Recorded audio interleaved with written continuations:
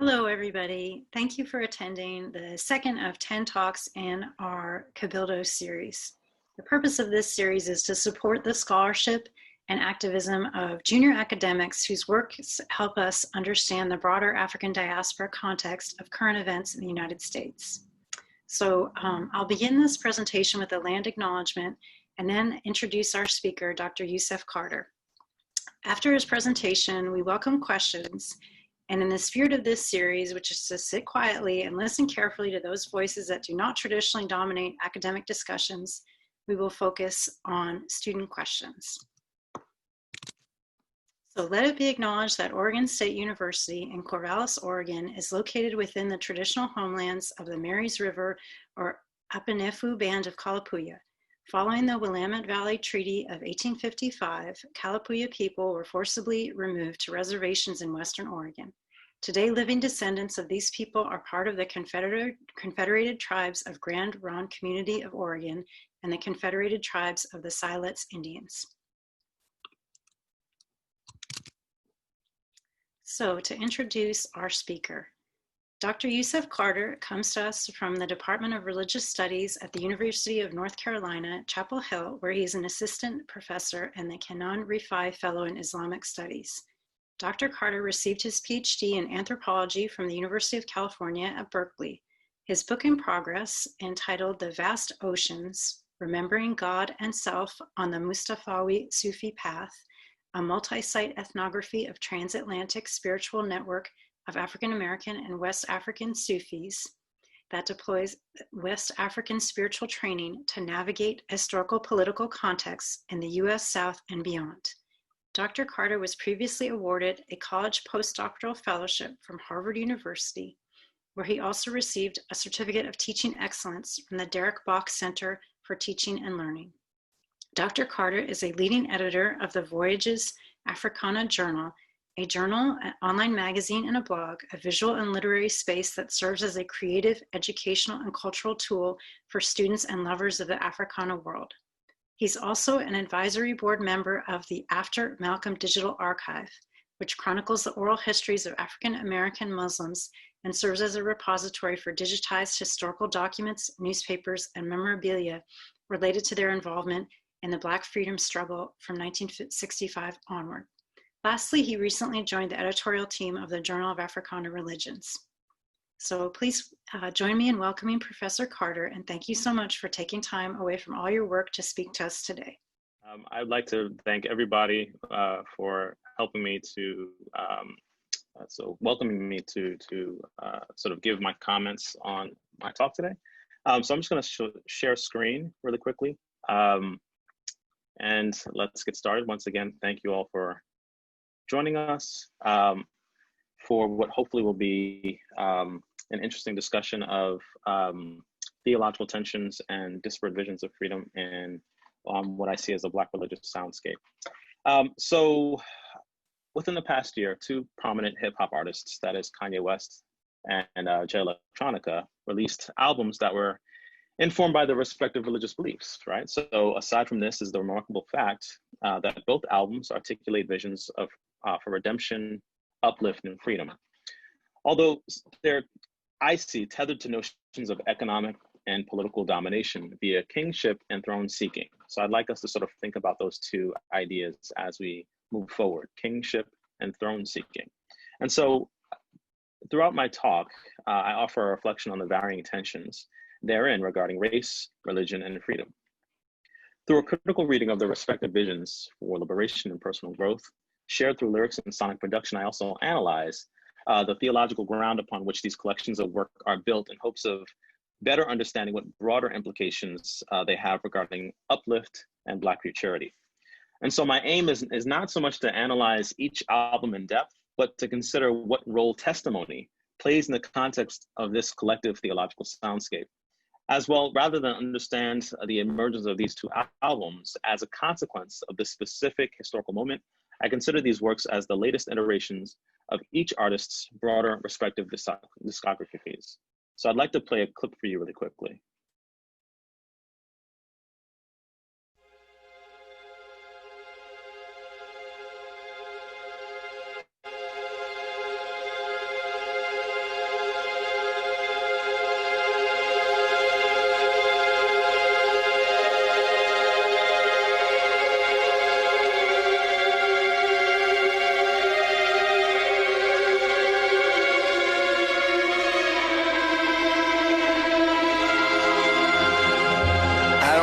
waste any time, I asked the question, who are the real children of Israel? And I'd like to answer it right away. Go ahead, you understand. Like any good lawyer in a courtroom, he tells you what he's going to prove. All right. And then he goes ahead and proves it and let the jury make the decision. The Honorable Elijah Muhammad has said that Almighty God, Allah, revealed to him that the black people of America are the real children of Israel. And we are the choice of God. And that unto us he will deliver his promise.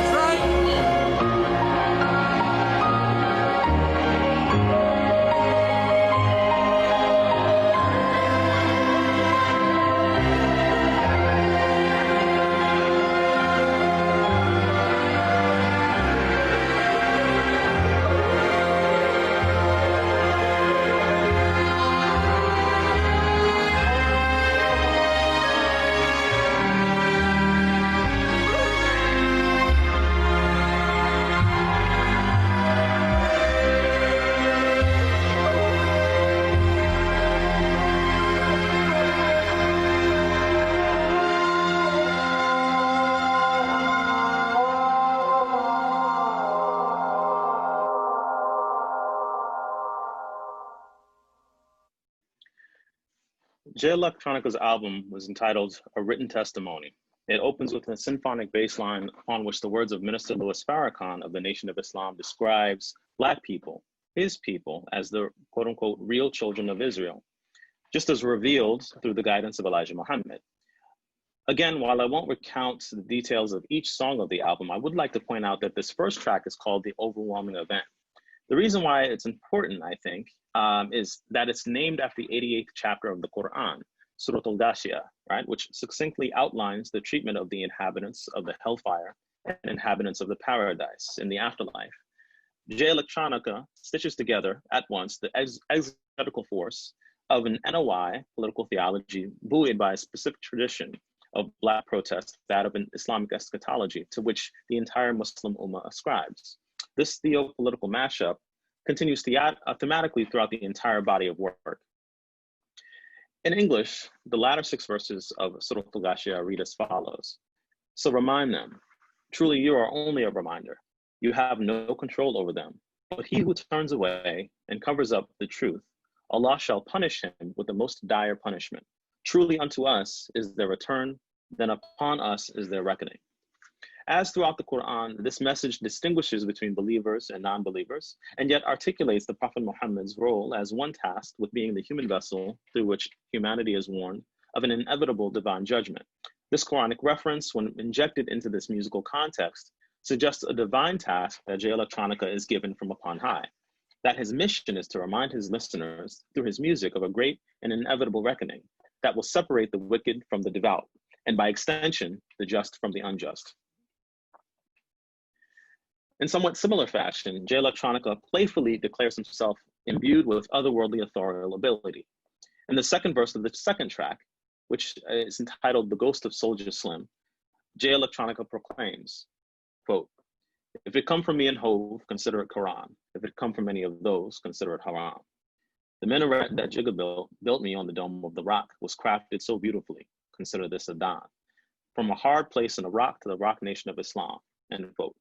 And so the song opens, again, relying on the impassioned words of Minister Louis Farrakhan as he warns the so-called scared to death Negroes to sit down and shut up and, quote unquote, not to defend the enemy, defend our enemies. And so the song's title references a slain rapper from New Orleans, Soulja Slim, otherwise known as Magnolia Slim, who was gunned down in front of his own house.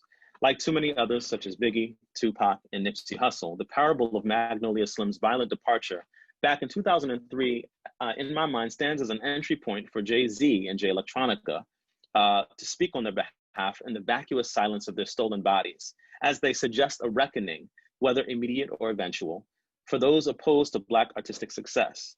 Considering that Jay Electronica is originally from New Orleans, his reference also suggests a nod to the manner in which disregard for Black life contributed to the hyper-vulnerability of lower Ninth Ward residents during Hurricane Katrina and thereafter.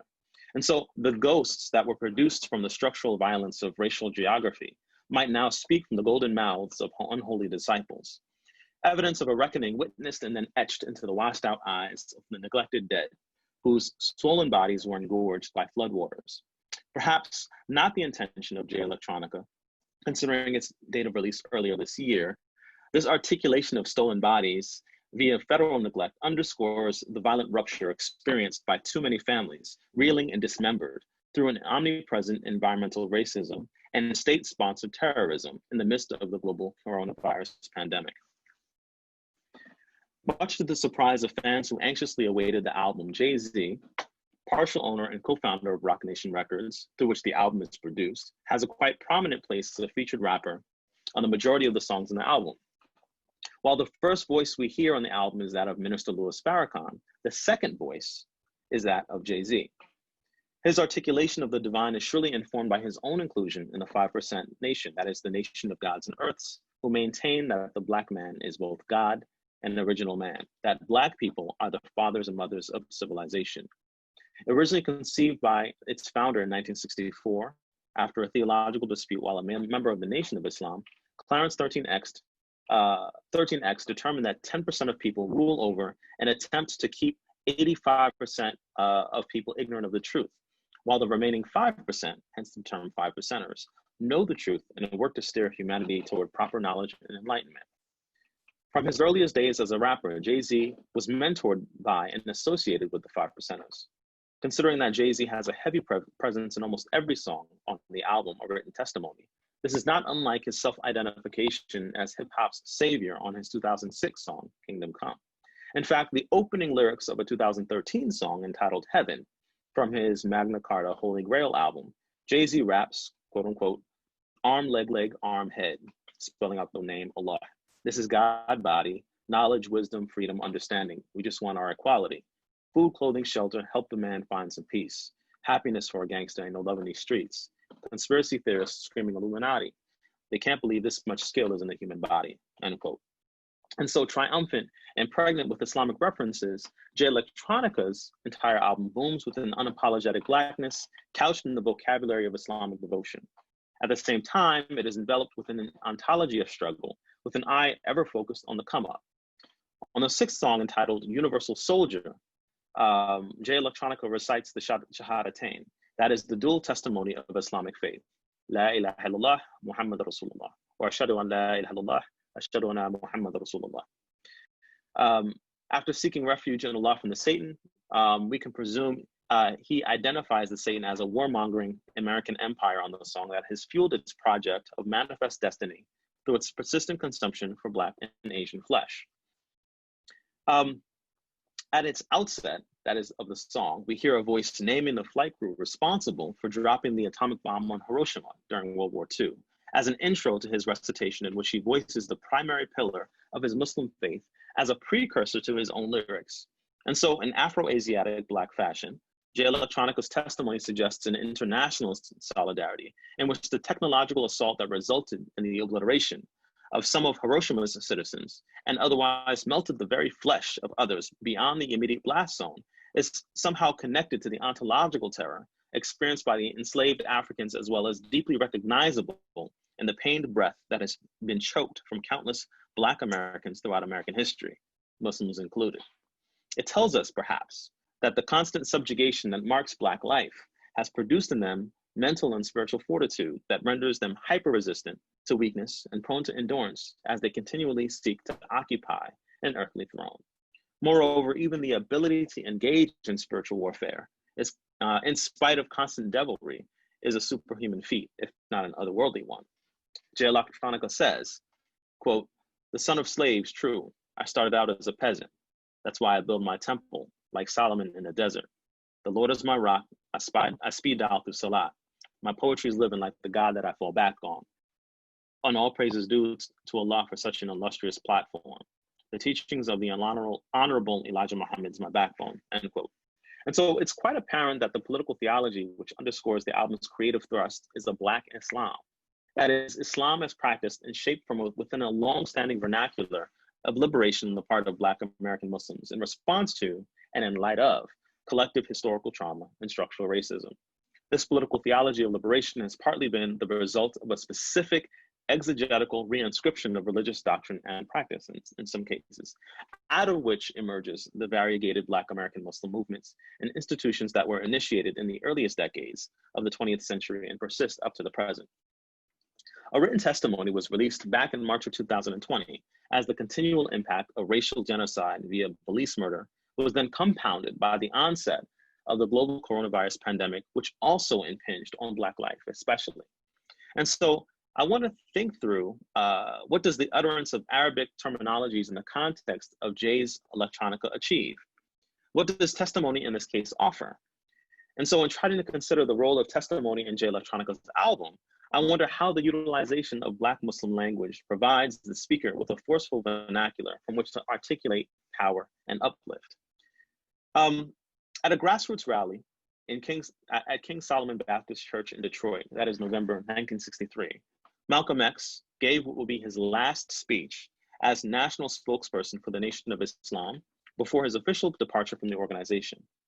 Popularly known as Message to the Grassroots, Malcolm articulated a direct analogy that quite sharply cleaved the political imaginary field into halves. One, gradualist and assimilatory in its approach regarding race relations, and one, compromising and exacting in its desire to eradicate the colonial grasp of global white supremacy.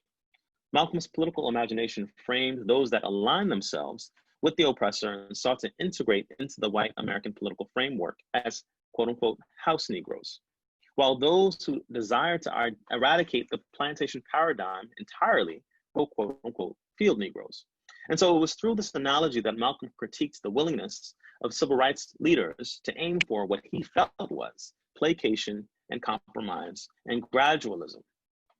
Perhaps a bit unfair, but he understood it as an approach that ultimately served to leave the plantation intact, even if it agreed to dispense rights at the discretion of the oppressor. So in October of 2019, last year, 12 months ago, Kanye West released his 9th studio album entitled Jesus is King, to much acclaim and not without controversy. Now, while Jay Electronica was thought of as an elusive rap prodigy whose fans had waited too long in anticipation of a full album, Kanye was busy making a public spectacle of his impromptu conservative rants, bad takes concerning the supposed impotency of resistance among enslaved peoples, and awkward ramblings about not receiving proper recognition for his creative genius. To many, it appeared that he was somehow pained and unraveling in real time, again. In the midst of his public appearances, Kanye's album release offered itself as a testimony of the most recent shift in his religious outlook. He was more devout and wanted to invite his listeners to an enlightened pathway to a righteous life. However, the din of his gospel caused many to question his intentions in the face of his quest to market the album to an excited fan base and align himself with white conservative evangelists like Joel Osteen in doing so. I raise these points merely because it is important to contextualize the political theology of his music alongside his public movements. Yet, before I comment on his political theology, I think it's best to briefly analyze its soundscape. So I want to play another clip for you before we do so. LA, are you ready to sing with us? Well, it's time to sing till the joy come down. It's time to sing till the power come down. Are you ready? Are you ready? Are you ready? Come on. Hey, we about to sing. Come on. Hey, hey, hey. Put your hands together like this. Hey. One big church. One big choir. Here we go. I know you got the record. Come on, sing with us. Sing. Sing till the power of the Lord comes down. Sing till the power of the Lord comes down.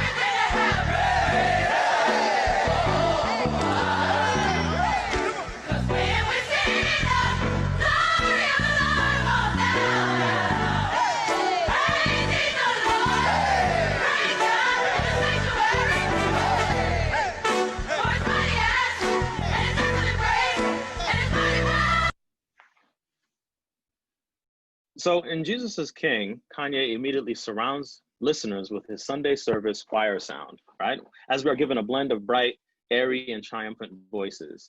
I have to admit that it took me a couple of listens to actually appreciate the album's sonic vibe and fully step into its joyful noise. I have to also admit that part of me is drawn to the first track in particular, entitled Every Hour, as it offers me a nostalgia that takes me back to my own childhood days, accompanying my family on Sunday service at the North Stoughton African Methodist Episcopal Church in central New Jersey. For many Black Christians, I suspect that this arrangement feels familiar, albeit instrumentally rendered into the gospel vision of Kanye West. Worship and praise music, quickened, redeemed, and packaged for consumption en masse. This isn't the only nostalgic aspect of the song, however. For those of us who hearken back to the old Kanye days, when his snarky and egotistical rhymes seemed harmless against his fresh soul sample beats, his theology seems a bit troubling, especially since, depending on who you ask, certain aspects potentially feel like an extension of the Kanye persona. That is self-concerned, materialistic, misogynistic, vulgar, historically violent, and now self-righteous, I guess. And so the entire album does not sound like this, but I do rely on this particular arrangement, again, as an entry point, in mining his musical and lyrical arrangements in order to better understand his testimony and potentially draw conclusions in light of this moment in his prior catalog. Kanye's most recent display of faith is worthy unpacking by itself. However, it should be understood in light of the celebratory framing of Trump's presidency. Roughly 2 weeks before the release of his album, Kanye visited the Oval Office to show public support of Donald Trump. He even embraced Trump while wearing a MAGA hat, right? While warning that the quote unquote liberals should be more mindful of how their constant focus on Trump's mishaps risk making the country look bad. Here we see a full embrace of the gospel of an Americanism that perhaps too comfortably fellowships with that of white nationalist politics. Kanye's seeming embrace of American ethos runs counter to the critical lens on American domestic and international politics voiced through Jay Electronica's album, for example.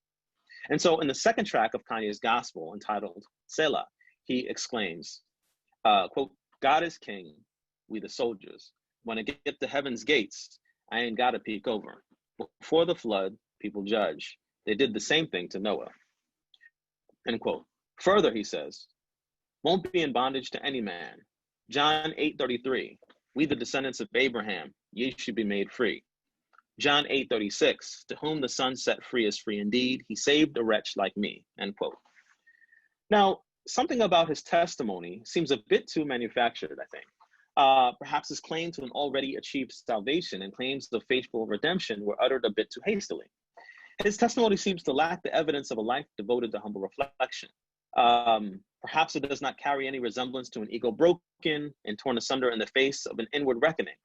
After all, what value is a path to righteousness that does not require sincere transformation? What good is a word not adequately digested in the heart of the speaker? That is, it seems, from the outside looking in, of course, Kanye too quickly and too brazenly claims triumphant salvation while offering that testimony to his listeners. I wonder then if this entire project isn't just another capitalist exercise. I'll pause here to mention that each member of the Sunday service choir in that clip was draped head to toe in Kanye's trademark clothing, or what would be Kanye's trademark clothing. And so I'll leave that there. Anyway, throughout his album, Kanye mentions lyrics about, can't let my family starve, something about the 13th Amendment in reference perhaps to chattel enslavement, but potentially referencing hyper-incarceration. He also suggests a critique of the Christian church itself, this kind of almost an unhousing or an invalidation of ecclesiastical authority. And throughout the album, we see this sort of deployment of an African-American religiosity, a reliance on Black gospel grammar in order to sort of forward his messaging. He also mentions this idea of breaking down all of the prisons and all of the idols, letting them go. Speaking of idols, we should ask, who is this Jesus that Kanye envisions? And what exactly is the nature of his kingship, right? Is it some kind of white American capitalist MAGA Jesus? Is his theological vision an extension of Kanye's obsession with inhabiting the throne? Do we see here a kind of anti-revolutionary prosperity gospel rap, a kind of mumble theology? Not in the sense of, unintelligible lyrics, but rather sort of referencing a kind of improvisational nature to his messaging. We see in his lyrics a kind of resistance to this idea of slave ship, but unfortunately, like Jay-Z, right, this occurs via capitalist domination through this sort of grammar of conquest, right? Him saying, we're the army of God, where are the soldiers? And so I'm wondering if this conservative theology might just be a convenient and half-baked pivot to accommodate a white public who would consume his performance of Black gospel music. Is he an actual believer in the American vision of capitalist progress? Now, even if Kanye's Jesus is not white, even if Kanye's Jesus is Black, right? And I'm wondering if this is the case insofar as he pulls part of his grammar from a Black gospel tradition on the album featuring Fred Hammond, for example, then perhaps we might call him a sunken place Jesus, right? Now, if this is too harsh, fine, but it's definitely, in my mind, not an immigrant Jesus, definitely not a kick the money changers out of the temple Jesus. If I sound a bit removed or cynical when discussing Kanye's current theological framing, maybe it's partly because it wasn't too long ago that he released an album, that is in 2013, entitled Yeezus, in which songs like Black Skinhead or New Slaves accompany his song, I Am a God. And these songs are sort of, that one in particular, elicit critical reactions from other artists. J. Cole, for example, who's a North Carolina rapper, released the song False Prophets, right, in order to chronicle his own ambivalence and frustration regarding Kanye's narcissism. He describes how he held up Kanye as a genius, and to witness what appears to be an emotional and psychological fracture in public manner was hurtful for him. J. Cole also takes this event as a lesson about a broader trend of investing perhaps too much trust and too much faith in popular artists. Similar to that concern of J. Cole, another rapper, Odyssey, who's a Muslim rapper of Sudanese and African-American heritage, he released a song in 2013 entitled Jesus Was a Mortal Man. The song's self-explanatory title suggests how Odyssey feels about the prospect of Kanye as God King. And so on that song, Odyssey says the following, in his refrain, I know that Jesus was a mortal man, and Hove, that is Jay-Z, Hove ain't Jehovah, just a normal man. We all lambs to the slaughter, we all die, but some die harder. At the end of that refrain, he says, which I find interesting, I'm the definition of a martyr, let my name live on, as the king without a throne, with all the honor. Here we hear Odyssey stress the need to properly situate mortality as central to the human experience, even as one attempts to reach the pinnacle of artistic production. More to the point, though, he emphasizes the theological dissonance at work in declaring one's own supremacy, whether via artistic prowess or even declaring oneself as God, figuratively or otherwise. And echoing points made in Yasin Bey's, that is formerly known as a rapper formerly known as Mos Def, his intervention regarding assimilative ethos, Odyssey seems to ask what gets lost in the failure to realize human limitation and walk honestly in one's shortcomings. His track is not really meant as a diss record as much as it functions as a moment of reflection regarding what happens when fans worship or glorify famous artists. Nonetheless, discussing Kanye's album with other listeners has reminded me not merely to dismiss what Kanye has produced, as I'd like to consider what can be salvaged here. There are aspects of his theological musings that do seem unintelligible, but I am not sure if we should read what he has crafted as mere religious and historical ignorance.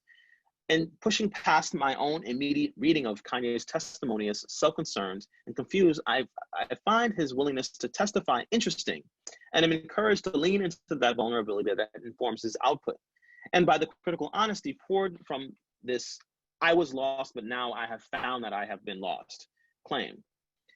It's certainly a self-righteous exercise, but in being generous, I wonder if we might view this latest direction as part of his spiritual evolution. Perhaps what we've been given is evidence of unfinished growth in earnest, of a tortured soul in motion. As such, we should be mindful that personal spiritual discovery is not always pretty, and that personal reckoning is messy, even messier when you attempt to do it publicly. In trying to consider the theological, economic, social, and artistic implications of this music, we might understand these releases as somehow informed by a conception of the divine, as embodied, internal, immanent. But then what happens when the human interior is rife with entitlement or limited by emphasis on materialism? Perhaps in both testimonies, that is in Jay Electronica's A Written Testimony and Kanye West's Jesus is King, we see a desire to inhabit, if not remake the throne, as it were. Whereas some artists, as I mentioned, Yasin Bey, who is a Black Sunni Muslim, have critiqued the act of throne seeking for its utter inability to be an inclusive model for human life and progress. Jay-Z and Kanye only wish to tear down any thrones they encounter so that they may be rebuilt in their own image. They take no immediate issue with the notion of a throne, maybe because they're wealthy and they have access to it already, except for the idea of their own exclusion from it, right?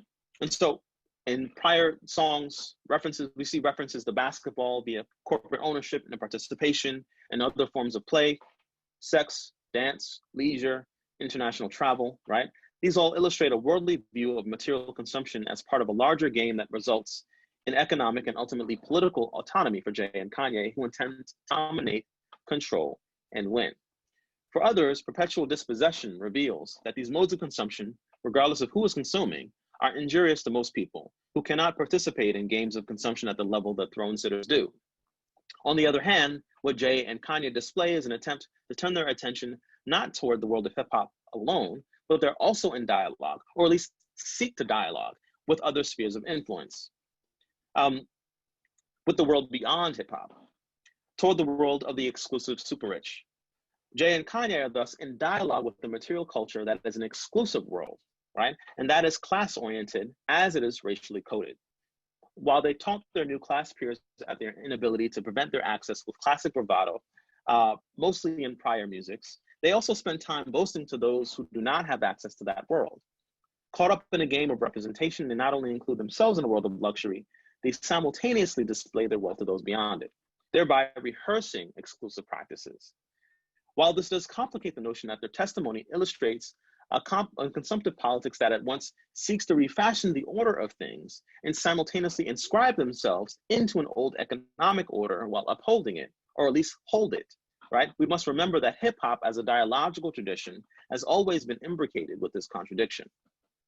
And so I want to play another clip for you that will hopefully unpack. It makes it easier to bear. You won't regret it, no. Young girls, they don't forget it. Love is their home, happiness,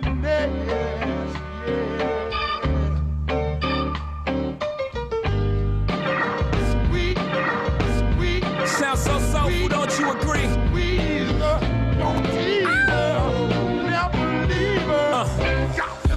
I invented sweat, popping bottles, putting supermodels in the cab. Proof, I guess I got my swagger back. Truth, new watch alert, few blows. Or the big face rollie, I got two of those. Arm out the window through the city, I maneuver slow. Cock back, snap back, see my cut through the hole. And one of their more well-known songs from the 2013 Watch the Throne album, perhaps the most emblematic scene in Jay and Kanye's music video for Otis, is situated at its outset as the two slowly stride toward a Maybach, that is a $500,000 automobile, an Uber example of super wealth, right? They nonchalantly approach with tools in hand. Kanye is carrying a circular saw to cleave the symbolic power of exclusive wealth from its foundational representation of top-tier luxury, and at the same time, Jay carrying a blowtorch, right? That is to fuse their own identities of onto that symbolic power. Jay, at the same time, turns back to the camera with what might be read as a look of playful disgust, or intentional indifference, all against the backdrop of Otis Redding, crooning, "It makes it easier to bear, you won't regret it," in his song, "Try a Little Tenderness." Otis Redding's song was itself a 1966 rendition of the original that is written in 1932 by white American, and British songwriters, and was performed by Bing Crosby and Frank Sinatra, among others. It signifies a soulful reconstruction of what we can suppose was originally intended for white audiences, that is, a reordering of consumptive power relations. In other words, what was designed and constructed for white consumption was remade for Black popular consumption, except it no longer followed its original tenor. Its top was chopped off, its tinted windows and unidirectional glass parts cast aside, and nitrogen thrust was affixed to its body in order to appeal to an audience that longed for the faster pace of rhythm and blues. Forever changed and inextricably altered, the object of inaccessible consumption no longer held or holds any semblance of exclusivity, that is, to throne seekers, and its associations are attributed to a Black representational force. Even the American flag in front of which they perform the consumption is an altered one.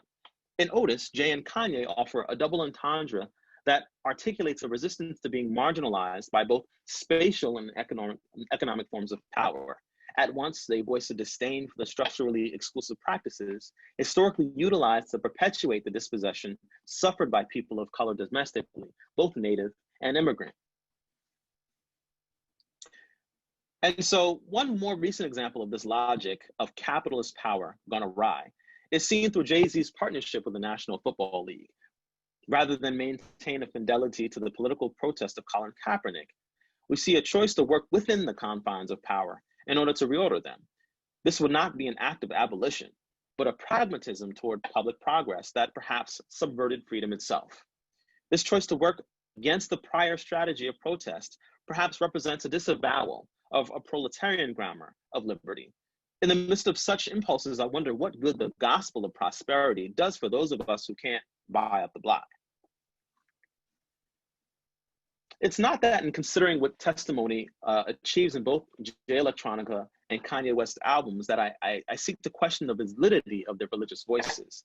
Similarly, I'm not so much interested in drawing lines around the sacred and profane. I do find the intersections of artistic expression, faith, and Black identities interesting. It is possible that the border with the sacrosanct and the sacrilegious meet might offer us something radically new to the spiritually downtrodden. It is at this juncture, or that juncture between faith, in this case, Christianity and Islam, and the mundane that offers a seeming paradox not unlike the inception of hip-hop culture itself. Hip-hop has always been a paradox, a something from people considered nothings, a source of life and momentum that emerged from a necro-political foundation, a resounding boom that arose from the voiceless, that is a revolutionary laughter and lux life tucked into the crevices of under-resourced communities. Moreover, it's fair to note that in spite of its critique, artists like Yasin Bey have worked with in the past with Kanye West, Jay-Z, and Jay Electronica. And so in trying to make sense of the theological offering that emerges from these musics, it seems that both albums preach a prosperity gospel in which the devout are awarded or rewarded with material success, and beyond that, an assumption that the wealthy have divine favor. Yet, I wonder of what use to the poor is a theology that does not strive to make itself widely accessible. Kanye perhaps seeks to engage in a theological refashioning of his own and on his own terms. I wonder if his Jesus is King album is an iteration of what he did to that Maybach, except he now wants to take his circular saw to the roof of the Christian church. It could be that he is hacking his religion, except someone argued that he isn't quite ready for the graceful carpentry it might take to build a better and truer engagement with the walk to God. There may be space to consider the worth of a faith in one's material wealth as it provides certain immediate latitudes, but shiny suit revivalism, I imagine, has its limits. Perhaps the most important role that the Black church and the Black mosque have historically played in the lives of their congregants is, in essence, a personal transformation alongside collective uplift. Movements like the Nation of Islam have offered Black Muslims a vision of self-determined entrepreneurship and material prosperity in the 1930s and beyond. Meanwhile, Black Methodist and Black church communities have operated as mutual aid networks for economically vulnerable Black folks since the Emancipation Proclamation. However, their most valuable impact has not necessarily been their ability to provide valuable goods, but to assist Black congregants with amassing internal value, particularly for a people whose ancestors were once property and thus devalued. A closer evaluation or examination of Malcolm X's analysis of revolution in his 1963 address gives us room to pause and reflect, as my critique of Kanye West's revivalist approach does not necessarily mean I conclude that the core of Jay Electronica's theology is radically different to the gospel of Kanye. In that same speech, Malcolm made clear what it would take to see actual measurable change in the way of societal improvement, nothing short of revolution, capital R. To him, revolution was found in compromise. It was not found in compromise, nor was it found in merely widening access to problematic social structures. He said, quote, "Revolution is bloody. Revolution is hostile. Revolution knows no compromise. Revolution overturns and destroys everything that gets in its way," end quote. In similar fashion, one particular Lord has reminded us that the master's tools will never dismantle the master's house. Especially when Malcolm X was its national spokesperson under the leadership of Elijah Muhammad, and even now under the leadership of Louis Farrakhan, the Nation of Islam has consistently identified American racial capitalism as inherently problematic. Ultimately, the conclusions I have regarding Kanye's theological turn is similar to my conclusions of Jay Electronica's theological offering.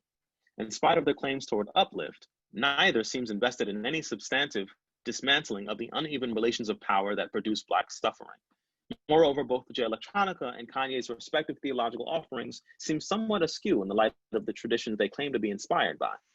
As Vincent Lloyd tells us in his reflections on Black tradition, theological transmission functions discontinuously, insofar as Messianic religion works deeply in the rupture between past and present in order to envision a radically different future.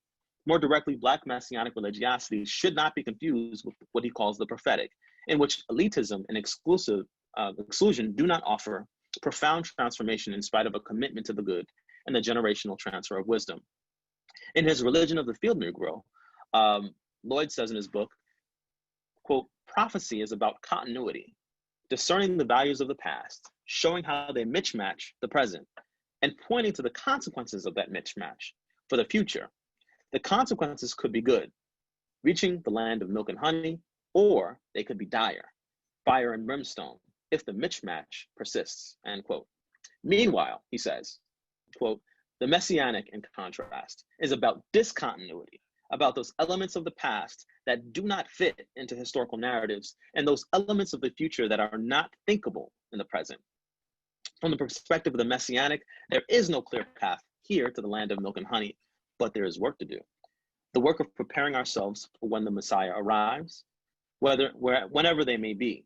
This preparatory work," he says, "includes cleansing ourselves of all that distorts our souls. Politically, the Messianic is open to revolution and to the world being turned upside down.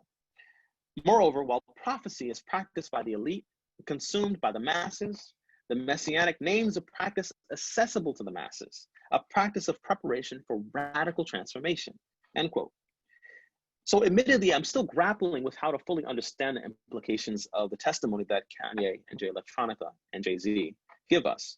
On the one hand, their gospel potentially represents a break or rupture with the prophetic in spite of their self-understanding of it as exceptional. For Kanye, the divine is embodied in the person of a kingly Jesus. Nonetheless, while drawing on the sonic grammar of the Black church, he brings to bear the limits of the ecclesiastical authority and suggests an aversion for idolatry in spite of his apparent fixation with positioning himself as a disciple worthy of spreading the good word. Jay Electronica's struggle, on the other hand, with earthly vices and brandishing of the secular, render him an outlier in the face of the militaristic respectability that Nation of Islam membership commands, aside from the fact that he is romantically connected to a Rothschild. And so in the midst of this paradox, his testimony yields a warning of divine reckoning against the backdrop of racial persecution, the warning of an impending fire in the sense that James Baldwin foretold. Yet, I'm not confident that this places their theology into the realm of the Messianic, considering their hyper-materialism and investment in the dunya, that is the earthly realm. And so, while the Prophet Muhammad enforced the redistribution of wealth among his companions to the benefit of the poor, seeking to put money in their hands, but not in their hearts, Jesus the Christ is known for having been angered by witnessing money changers conducting their business in the place of worship. In Islamic perspective, the return of Jesus the Messiah foretells of a real break with the antecedent realm of disbelief and oppression in order to corral humanity into a proper conception in regard for divine justice. A written testimony and Jesus as King, I would argue, are not apocalyptic in their vision. These respective routes to uplift do not entail the ending of a world, nor the building of a new one. Being generous, the Gospel of Kanye might provide commentary on transformation of a prior self and the religious institutions that seemingly do not have a place for him, but ultimately does not call for us to leave any and all remnants of a prior material world behind. In order to follow Jesus and enter the kingdom, according to Kanye, one does not necessarily have to confront the structures of power that inhibit expansive dignity in human flourishing. I have no graceful way to end here, but I find it interesting that we are currently audience to what seems like ongoing plagues that are a consequence of our capacity for heedlessness: hurricanes, flooding, fire, wanton murder, racist violence, global disease, and so on.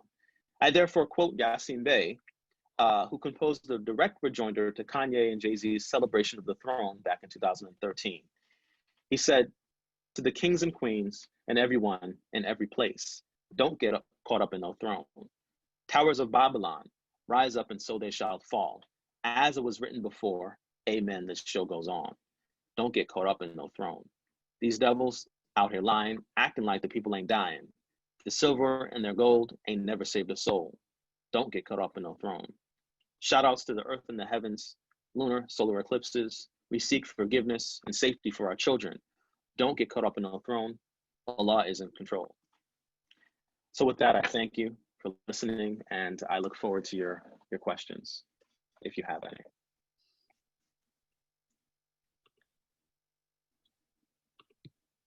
All right, thank you so much, Dr. Carter.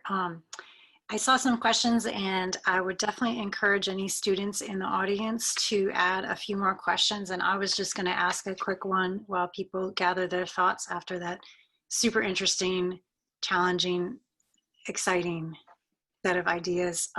For me, what I was fascinated by was this concept of people who are viewed as heroic having this kind of capitalist goals that seem to actually contradict many of their listeners' situations, right? So I was just going to ask a brief question if before we turn to some student questions. So if these artists present an inaccessible model of consumer capitalism, I wanted to know if you had another example, maybe you gave one at the end, but another example of an artist who offers a more helpful activist model, especially for current situation, like current events these last few months, and what, like, if there is an artist or artists that embody that, convey that, what, and I know you spoke of this a little bit, but what vision of a revolution, what might that look to them and, potential followers? Yeah, for sure. So so I'll just talk about so certainly, yes, the answer is yes. There are models for sort of a kind of a revolutionary liberation, sort of a kind of a messianic call, right, for change, even prophetic, right? I'm arguing that these are not prophetic and they're not messianic. They're fundamentally capitalist, right? In spite of the theology that they claim. One could speak about intentionality, but the sort of the results that I see, right, considering their upholding of, sort of material success and sort of hyper exclusivity, et cetera, sort of point me in the direction of sort of concluding that these are, in varying ways, capitalist exercises. They're the albums, right? They're to be sold and purchased, et cetera. But at the same time, the kind of theology that runs within these albums, I find particularly fascinating, which is why I focused on them in particular, right? Because it's Kanye West and Jay Electronica, right? There's so much chatter, was so much chatter about these albums coming out. And yes, there are certainly other artists who are sort of, I guess you could say, religiously informed or theologically shaped, or sort of their theology shapes their music. but don't have anywhere near the reach of a Kanye West or a Jay-Z, right? Who really sort of buoys this album for Jay Electronica in certain ways. I mean, granted, yes, there's a kind of an excited fan base that have been waiting for this album to come out for a long time, but I mean, Jay-Z is all over this album, and so much, and so much so that there's a sort of critique amongst listeners and fans of, questioning, why that's the case. So anyway, the one, so I allude to, if not state explicitly in the sort of my reflections about Yasin Bey. So in 2013, as one of the songs that comes out, I guess hit single that comes out in the Watch the Throne album, Kanye and Jay-Z, is called Niggas in Paris, right? Now that same year, Yasin Bey, so they're celebrating their ability to go to Paris, and they're talking about their ability to sort of travel internationally and celebrate Jay-Z on if I can remember some of the lyrics, talking about I have 5 passports, never going to jail, never worked as an employee per se. Kanye talking about Margiela, and sort of these kind of uber examples of elitist consumption. Meanwhile, Yasin Bey,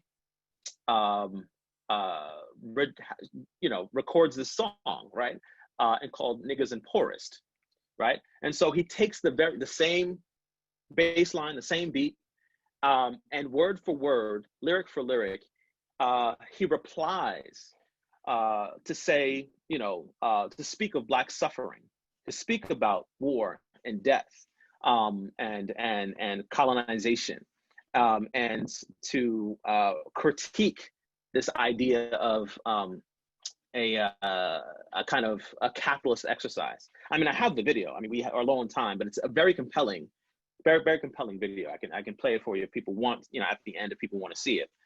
But that's one example, right? That it's just so rich with references, that sort of reply. And then there's the question of, this idea of looking at Paris as the site of white sort of excess and wealth that totally renders Afro-Parisians invisible, right? French is not, this kind of post-racial utopia, right? Black folks in France, sub-Saharan Africans in particular, but also people of North African descent, Arab-speaking Muslims, etc., are continually accosted and terrorized by the French secular republic. And so, I mean, just as you have sort of Black Lives Matter protests in the US, you have Black Lives Matter protests and popping off in France as well, for a reason, right? So yeah, I mean, there's a number of things happening. Yasin Bey is more so talking about, there are those of us that cannot leave, right? That don't have the ability to travel internationally, that don't have the excess disposable income to enjoy, this kind of exceptional, consumption of sort of being thought of as exotic. I mean, there's a long history of African Americans traveling to Paris and being, particularly artists and jazz musicians. James Baldwin, for example, Richard Wright, for example, traveling to Paris to escape the sort of racial, tension and violence and hell that is the United States, to be sort of held up as these, non-French, American, exotic, Black folks who were artistic and trendy and hip, and French in the midst of the kind of sort of French cultural atmosphere, and treated as outliers, and as exceptional, right? And Jay-Z and Kanye are sort of acting out a kind of a new iteration of that same trope. Anyway, I've sort of talked us a little bit further away from the question, but yeah, I mean, there's certainly non-capitalist visions of progress, right? I'm not sure if I could think of an alternative means of capitalist consumption that would offer revolutionary change or radical transformation. I think capitalism at its core is something that does not offer, that hinges on, it's something that runs on, this idea of having an elite and having a poor base that sort of holds, that sort of from which wealthy folks can siphon resources and goods in order to fund their lifestyles. I'm not sure capitalism offers a way toward what we say when we, or what we think we are saying when we say a term like freedom or liberation or things like this. So yeah, it certainly gives you something to think about. There's no option for listeners. There's no other option for listeners. All right, well, what I think is a student question is, what are your thoughts on Rihanna using an Islamic hadith in the Savage X Fenty show? Are you familiar with this incident? Yeah. Do you have thoughts? I'm not familiar with it. So someone can tell me what the hadith was that was uttered. I can perhaps give you, I can say without hearing the hadith that I think it's interesting.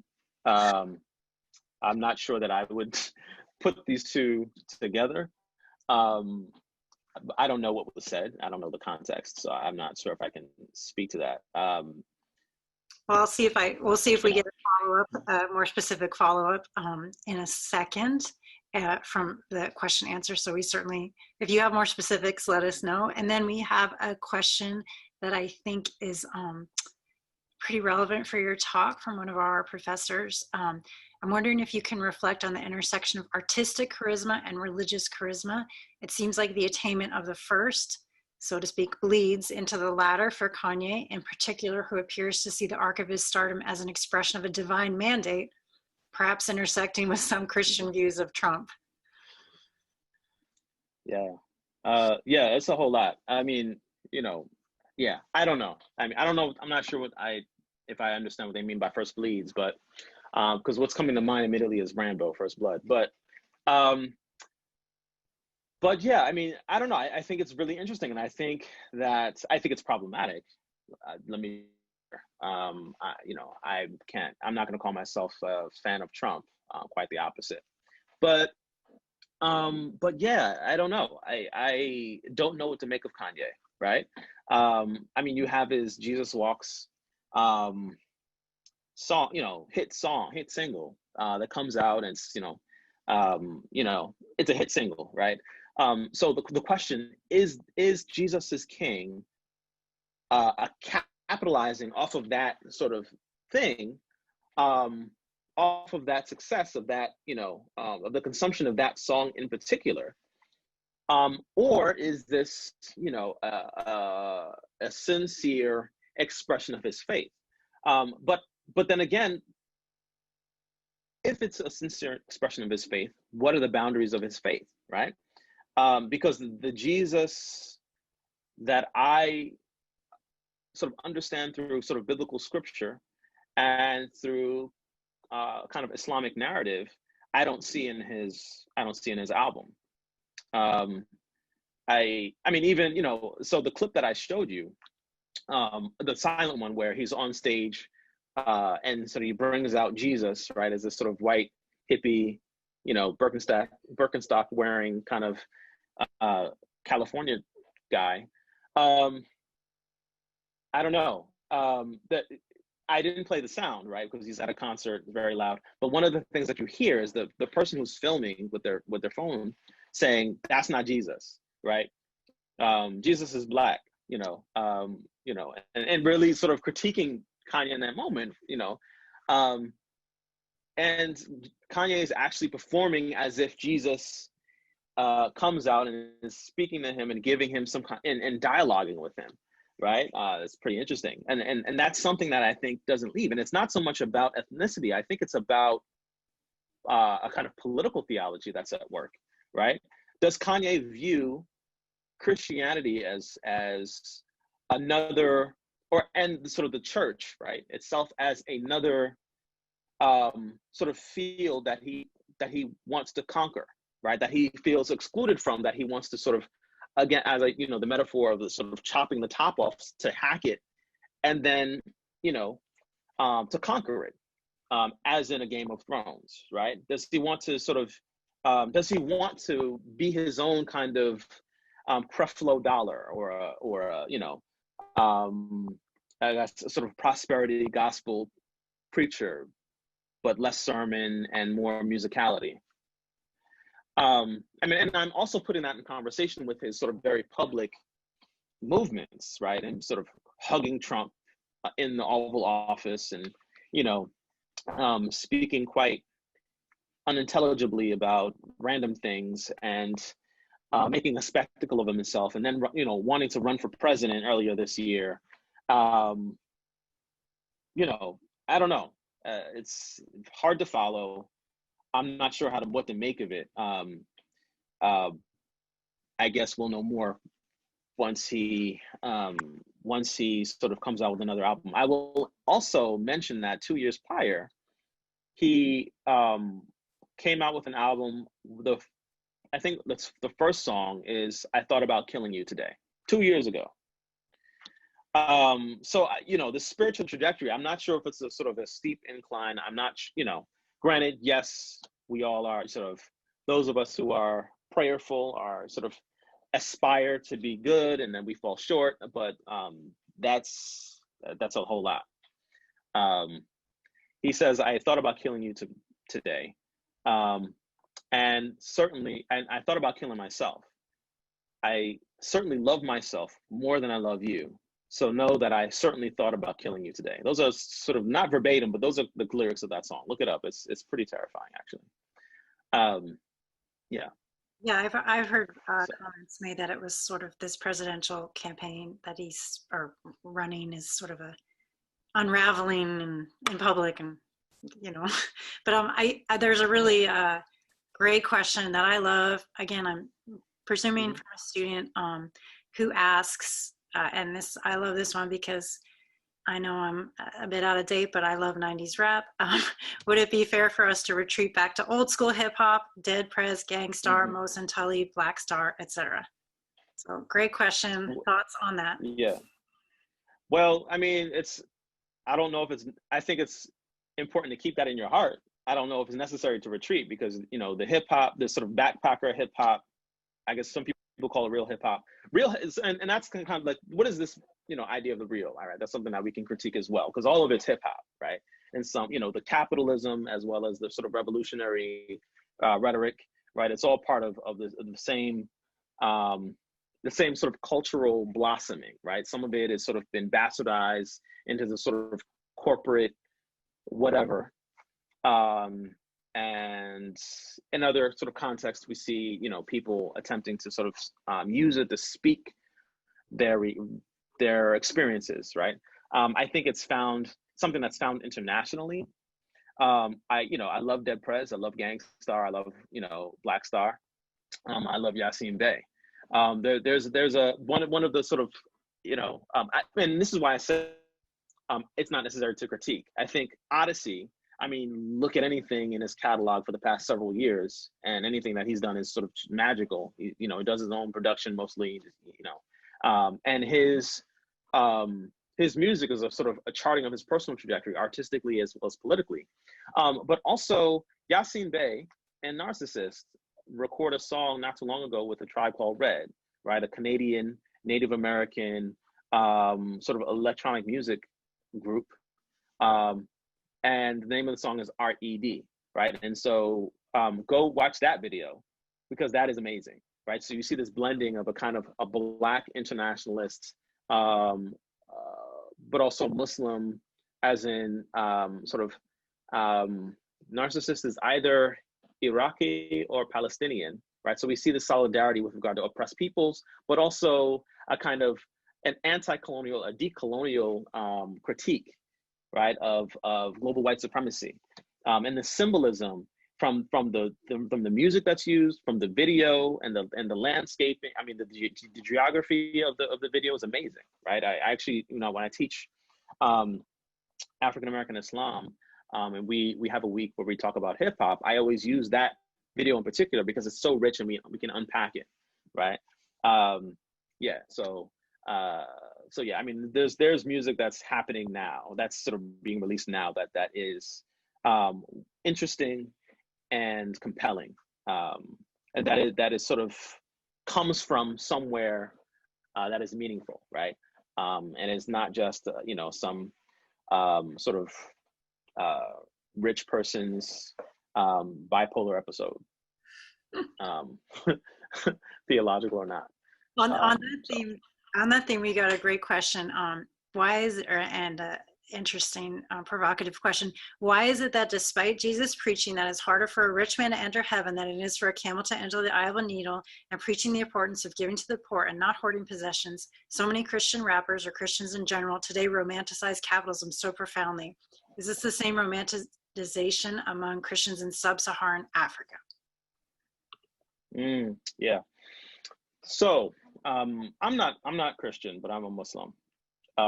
But I'll answer this from a theological space. And this is what I'm saying. I was raised in the Christian church, in the AME church. My best friend's a pastor, and we actually, I forced him to listen to this album. He didn't want to listen to it. I forced him to listen to this album, because so we did. We could talk about it, because I wanted to sort of bounce some of my ideas off of him and sort of get his take.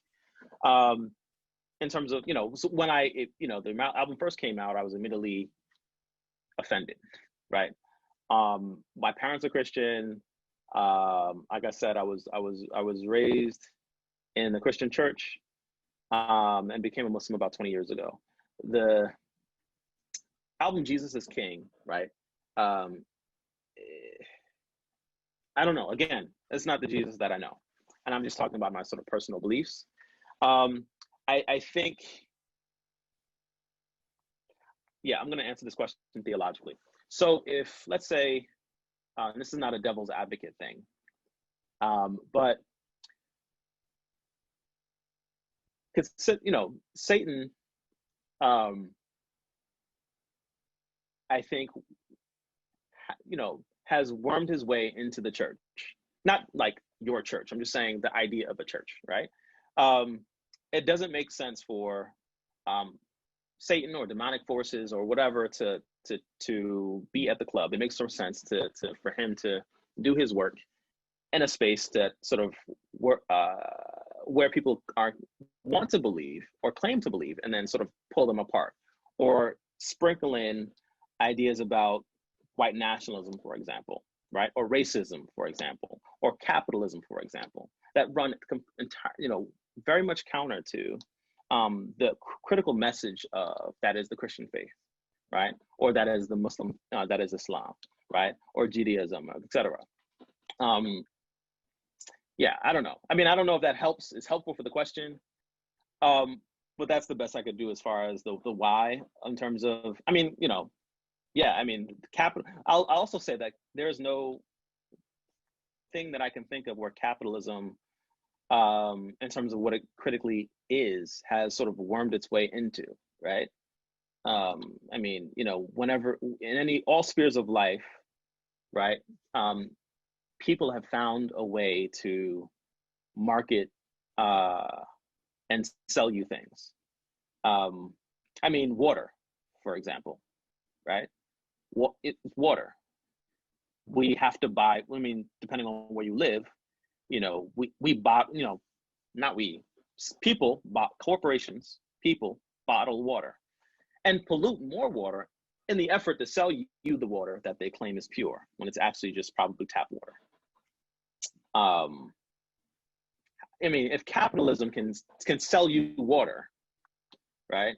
It can sell you anything. It can sell you religion, right? It can sell you the prospect of freedom. It can sell you the prospect of a better life and happiness, right? If you buy this thing, you will be happier. If you, spend your every waking moment working hard at a job in which you're underpaid, maybe someday you'll make it rich, just like me, right? Not me, but I'm saying as someone who perhaps was born with a silver spoon in their mouth, but yet you're being sold a lie that you'll be rich one day if you just work hard enough. That very idea is used to make wealthy people wealthier. So I don't know. I think we had a follow-up to the question regarding Rihanna, and what the person wrote was, Prophet Muhammad saw explaining signs of the Day of Judgment and the end of times. And so this was Rihanna at a Savage X Fenty show. That's interesting, especially considering his prophecy about the end of times involving people who were not appropriately dressed. So that's ironic. I'll say it's ironic. I'm not sure why they choose that. Maybe they're trying to be provocative. I don't know. I mean, I do know that, you know, Rihanna sort of attempts to create a wider array of people who model her clothing and her products beyond what the fashion world has historically done, right? Overwhelmingly white, thin, blonde, kind of, you know, Eurocentric norm of beauty, right? Rihanna does attempt to sort of move beyond that, of course, being a woman, a Black woman herself from the Caribbean. And so maybe her incorporation of sort of Islamic or sort of, you know, prophetic hadith is an attempt to sort of widen our sort of public discourse. I'm not sure that's the way to do it, but, you know. Well, yeah, and that's a good answer for a confusing situation, right? I feel like we've reached the end of our student questions. I'm just going to, and I'm so grateful for you, Professor Carter, for speaking to us and really giving us some challenging ideas, along with some good music along there too. And I guess I'll cut it off now because it's almost 5:15. I just wanted to remind people that we have another great talk October 24th at 4 p.m. from Austin McCoy, who's an assistant professor of history at Auburn, which is about protesting police violence in the 1970s, a particular a kind of a venture called Detroit Under Stress. And that's going to be fantastic and obviously super relevant. And then a colleague of mine on November 10th is going to be talking about the idea of Black resistance before Black Lives Matter, many, many centuries before Black Lives Matter. And that is Miguel Valerio from Washington University in St. Louis. And he's speaking November 10th at 4 p.m. and a similar format as today. And then looking forward to winter, we have a couple of other speakers with confirmed dates in February, March, and a few more that I haven't quite confirmed yet, but stand by. And those people will all be speaking on different relevant topics to current events.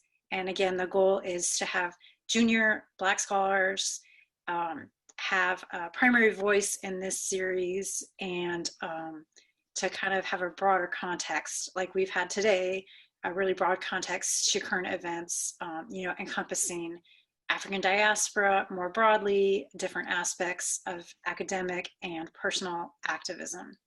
So I hope everyone's enjoyed this, and I'll just show up my email there. If you want to contact me about anything, please feel free and go ahead and do that. And just really grateful for Professor Carter for taking all this time and giving us such a detailed, intense, thought-provoking, provocative talk.